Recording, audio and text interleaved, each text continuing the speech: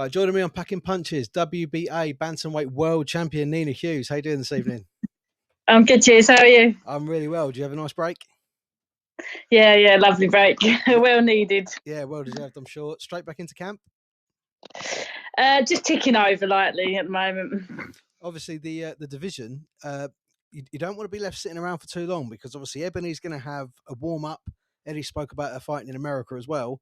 And we've just found out that Thorsland and Luna are going to unify. Yeah.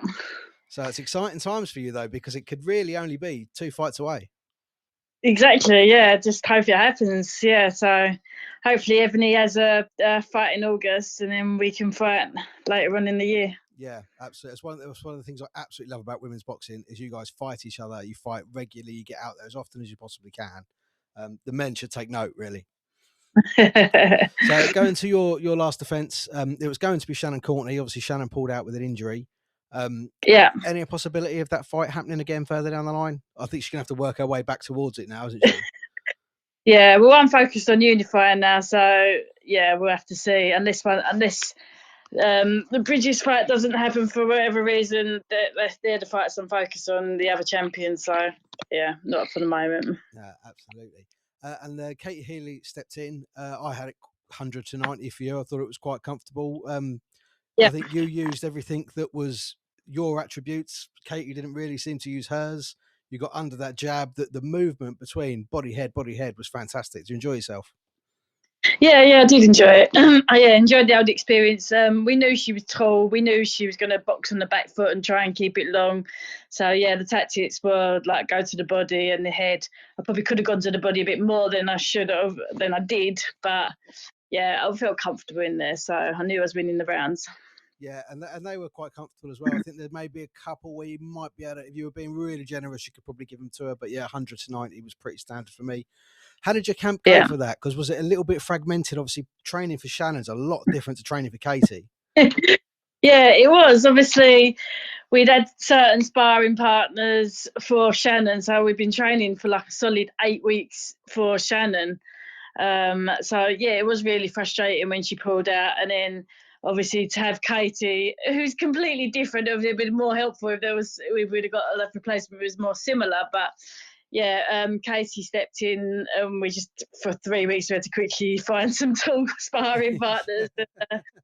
And, change it up. Would they have more likely been men, the sparring partners? No, we did find a few women. We couldn't find, like, we didn't. We first sparred one girl, Charlotte Powell. She came down all the way from Liverpool twice. That was really helpful. And we just had a couple of others that were just a bit taller. Yeah. There was a people I've been sparring Shannon Ryan a lot beforehand, and obviously she's smaller than me, so it's completely different to what we was used to. But you have to adapt in this game, so. Yeah, she had a good win herself recently as well. Yeah, she's on the same show, so yeah, she did well. Yeah, excellent. How do you think the sport is growing then? Because it seems to me, I mean, I'm a massive fan of women's boxing. I've been ever since it sort of, even before it became really, really popular.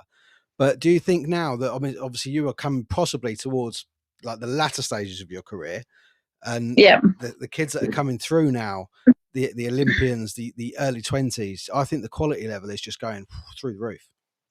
Yeah, definitely. It's just growing and growing, and there's more and more girls turning over, and the standards just getting better and better. So there's going to be a deeper pool of talent, and it can only get better from now. So yeah, it's exciting to see it grow.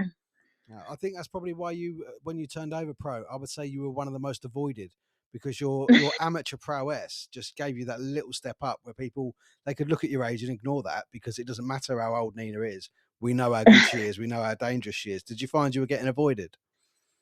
Yeah, I was at the beginning. And yeah, we just knew that we had to push on and move as quickly as possible. And we knew we could because of my amateur experience. Otherwise, we wouldn't have been able to move as quickly as I did. No. We did have a previous opponent of yours on the show last week. We had Beck Connolly on. Who had great words to say about that fight. That was a proper war between you two, wasn't it? Yeah. She's great for the game. Like, she's been in with everyone, and so you can't knock her for that. No, absolutely. Yeah. And as I said with Beck there, the game wouldn't progress if it wasn't for fighters like Beck going anywhere and fighting anyone. Exactly. So we're looking forward then to unification. Do you have any names in mind, though, do you think? If you can't get the Ebanie fight for the end of the year, would you fancy one more? Yeah, I don't.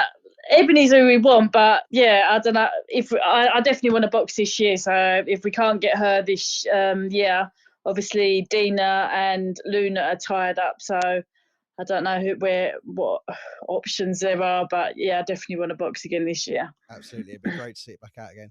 Nina, thank you so much for joining me. Great to hear from the world champ, and good luck for the rest of the Thanks. year. Cheers. No worries. Thanks.